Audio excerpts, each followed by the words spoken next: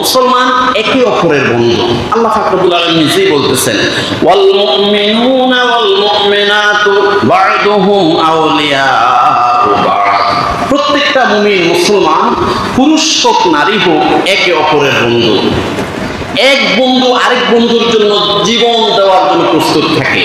ঠিক প্রত্যেকটা মুসলমান নারী পুরুষ, মুমিন নারী পুরুষ, তারা সবাই একে অপরের জন্য এরকম অ্যাটিটিউড থাকতে হবে, এরকম মন মানসিকতা থাকতে হবে যে আফ্রিকার গহীন জঙ্গলের মধ্যে কোনো একজন মুসলমান যদি কাফের মুশরিকের দ্বারা আক্রান্ত হয়, আপনি এখানে ব্যথা অনুভব করতে হবে।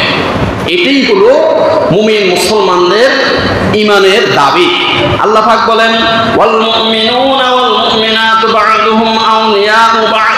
প্রত্যেকটা মুমিন মুসলমান, নর নারী, তারা সবাই একে অপরের বন্ধু।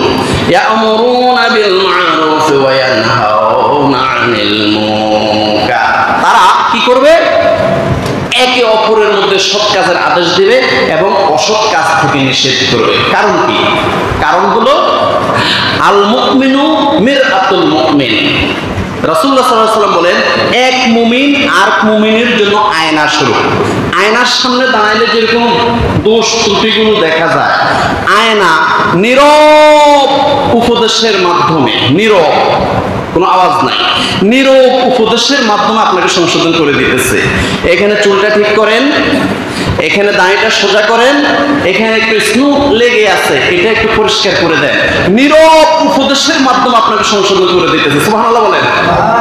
ঠিক একই কথা রাসূলুল্লাহ সাল্লাল্লাহু আলাইহি ওয়াসাল্লাম বলেছেন, আল মুমিনু মিরআতুল মুমিন। এক মুমিন আর মুমিনের আয়নার স্বরূপ।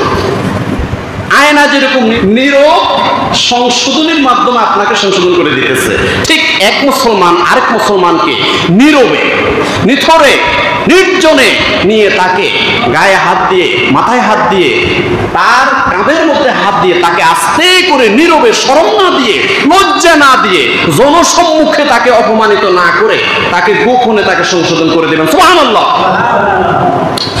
এই জন্য আল্লাহ পাক রব্বুল আলামিন বলেন, আল মুমিনুনা ওয়াল মুমিনাতু বা'দুহুম আউলিয়াউ বা'দ। এক মুমিন আরেক মুমিনের জন্য বন্ধু। ইয়া'মুরুনা বিল মা'রুফ ওয়া ইয়ানহাউনা আনিল মুনকার। তারা একে অপরকে সৎ কাজের আদেশ দিবে, অসৎ কাজ থেকে নিষেধ করবে। ওয়া ইউকিমুনাস সালাতা ওয়া ইউতুনাজ যাকাতা।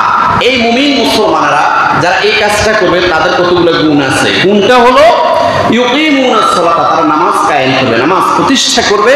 ওয়া ইউতুনাজ যাকাতা, যাকাত আদায় করবে। ওয়া ইউতিউনাল্লাহ ওয়া রাসূলাহু, আর তারা আল্লাহ এবং আল্লাহর রাসূলের আনুগত্য করবে। আল্লাহ এবং আল্লাহর রাসূলের বিধান তারা পালন করবে, আনুগত্য করবে। উলাইকা সায়ারহামুহুমুল্লাহ। আর ওদের উপরে অচিরেই আল্লাহ রাব্বুল আলামিন রহমত বর্ষণ করবে, যারা এই গুণগুলো পালন করবে। যাদের ভিতরে, যে মুমিন মুসলমানদের ভিতরে এই গুণগুলো থাকবে, অচিরেই সায়ারহামুহুমুল্লাহ, আল্লাহ অচিরেই তাদের উপরে রহমত বর্ষণ করবে।